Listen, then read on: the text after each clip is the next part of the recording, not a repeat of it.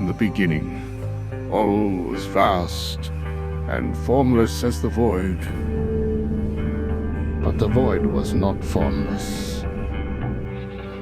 Its wings span eternity. Its breath births new calamities, new horrors on the cosmos. And into its maw, all men must go.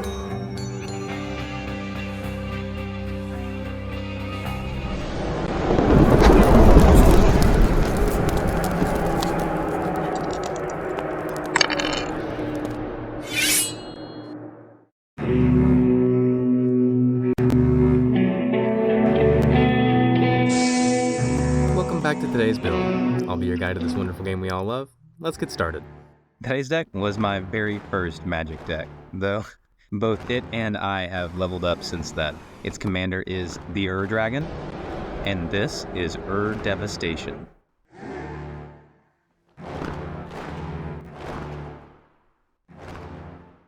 The Ur-Dragon is a 10/10 flying force of nature that makes all of our dragons cheaper, draws cards when we attack, and cheats permanents in for free. This means that the cost reduction is doing the most work when we play many dragons that are as cheap to cast as possible, which plays into the second ability by maxing out the number of dragons we attack with. The second ability, however, is an interesting counter to our first ability, because it does the most work when the cards we cheat in are as expensive to cast as possible. Since the permanent is entering during combat, we also want its effects to be relevant at that time. Since our commander is so hard to cast and we likely won't get a lot of time with it on board, we should act as though we'll only get one chance to use its ability before it gets shot down, and take our time setting up dragons and ramping before we slam down our commander to alpha strike our opponents, which means we'll be better off leading it at cheaper dragons to take advantage of the first ability than we would expensive ones to optimize the second.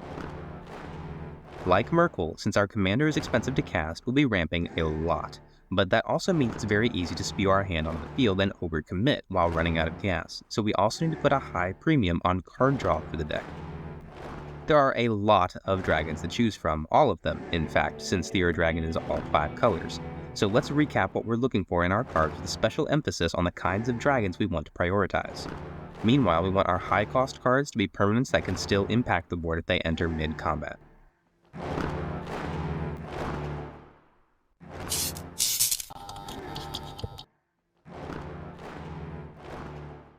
Herald's Horn, Urza's Incubator, and Chromatic Lantern aren't doing enough for 3-mana acceleration. The draw on the Horn is too slow and unreliable, and while we do need fixing, our lands are more than sufficient to fix themselves without the extra help. Instead, we'll be playing these cards for mana that can be used on anything, fixing with acceleration and immediate access to our next dragon. Next are some dragon cuts with Atarka, Scourge of Valkas, and Utvara Hellkite. Atarka and the Hellkite are just a little too expensive to cast, and don't ramp, put cards in our hand, or interact with our opponents. And since both have attack triggers, if we put them into play with the Ur-Dragon, they both whiff for the turn, so they aren't what we're looking for as dragons or as A-makers. Scourge of Valkas, likewise, isn't any of the things we want in either of these categories, but it also has a strictly better cousin in Terror of the Peaks, which also did not make it into the deck, but for no reason other than its monetary price. Instead, we'll be slotting in these cards to replace them, and Elminster even gets extra utility off of the Realm Walker that we put in earlier. Dragon Speaker Shaman, Dragon Tempest, and Dragon Lord's Servant are all cards that are not dragons. The Tempest granting our dragons haste is nice, but I don't know how much we care about the damage. Temur Ascendancy is a lot harder to cast, but it at least draws cards. It just seems like we can do much better here. Meanwhile, the Shaman and Servant both help us cast our dragons, which is an effect we specifically wanted, but these cards are so much better. Gwenna can use her mana for any creature, provides fixing, and of course can be used repeatedly, just like the colorless discount from the Shaman. And Sarkhan actually becomes a dragon. Imagine having him in play when the Ur-Dragon comes down.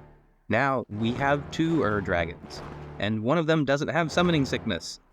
Of course, we might even have both of them attacking with the haste from the Carnelian Orb, because we were able to actually ramp with this in addition to the haste, which is what the deck actually calls for over into the battlefield damage. Heroic Intervention, Swords to Plowshares, and Sarkhan's Triumph are all doing things that we want, but to put it bluntly, they do it poorly. We can do better. Mana Drain can protect our board while providing an influx of mana on our turn for our commander. Prize Fight can remove a creature while ramping us for our commander, and Draconic Muralists is 3 mana in this deck to end up with 1 more dragon than playing the Triumph would give us. And having these kinds of effects attached to creatures means that Mirim also doubles up on them.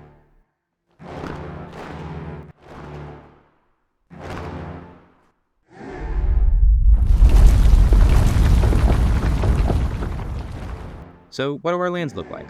Well, it's a 5-color deck, so the mana base revolves around fixing. The first lands that need to be on our minds are Command Tower and Exotic Orchard in that order. Next are lands that lean on the tribal elements of the deck for fixing. Next are our dual lands. If you already have really good lands like Shock lands and Commander lands, then use those. But this cycle of filter lands are very affordable and are very good at fixing in 5-color decks especially. After that are the Pain lands. They've been recently reprinted and are very cheap to pick up right now, but they've been climbing in price, so fix them up if you haven't already.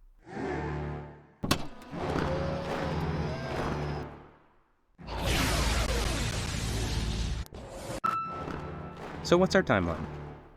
Turn 1, we can play Scaled Nurturer, Reckless Barbarian, or Delighted Halfling to jumpstart our mana acceleration. Turn 2, we can ramp with the usual suspects, Arcane Signet, Felwar Stone, and Pentad Prism. Or drop Bloom Tender, Swashbuckler Extraordinaire, or Patron of the Arts to ramp while developing our board. Turn 3, we can accelerate with Shadow in the Warp, Black Market Connections, and Jugan Defends the Temple for more ramp that puts dragons in play. This is also where we'd play Rivez of the Claw, Sarkhan Soul of Flame, or that Carnelian Orb of Dragonkind. By turn 4, our opponents have developed their own board states, so we'll play Obsidian Charmaw, Pier's Whim, and Visions of Ruin to slow them down while racing towards our game plan. We also have Mythos of Illuna, Zindersplint's Judgment, or Invasion of Tarkir to set back their creature presence, and flipping the invasion turns all our dragons into removal and burn damage. We can also protect our board with Unsettled Mariner and Stubborn Denial. Turn 5, we can refuel our hand with Furcrag Cunning Instigator, Two-Headed Hellkite, and Stinging Study.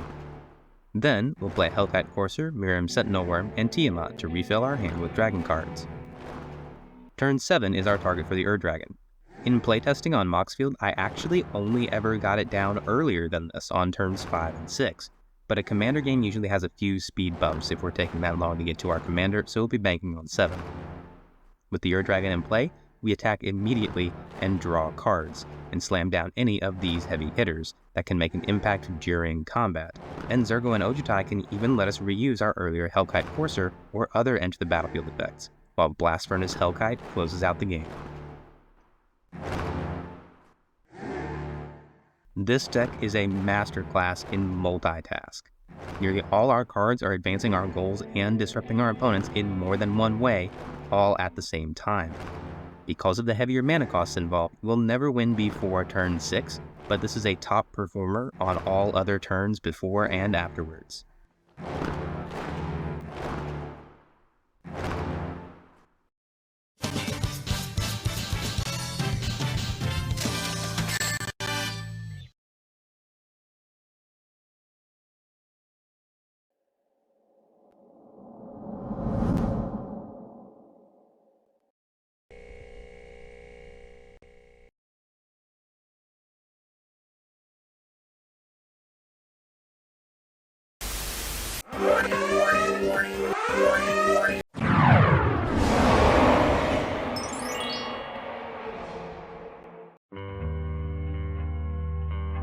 I want to give a big, tremendous thank you to all my patrons, without whom none of this would have been possible.